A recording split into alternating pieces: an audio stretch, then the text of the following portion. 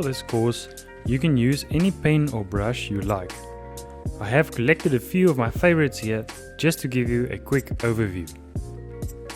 First off, I've got a normal pen, namely a Uniball ink pen.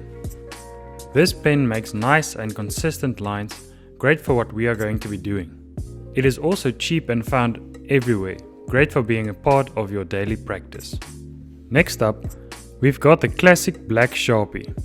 I really like the feel of these pens, but they tend to bleed through thin paper, so just be aware of that.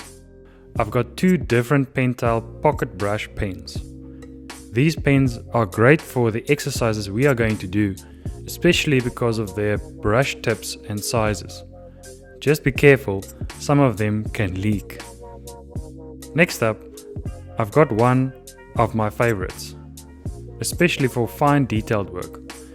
This is a Unipin 0.8mm pen, however you can find them in a wide variety of nib sizes.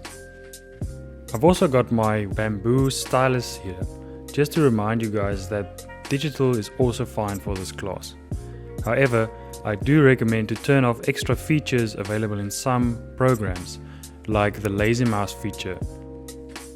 Finally, I've got a large Korean brush with some black ink.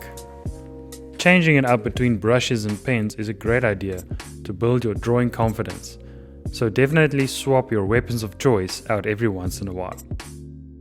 Regarding the paper, any old piece of paper will do. I normally use any scrap paper I can find, especially discarded prints or old books. Remember, the goal is to work a lot, not perfectly.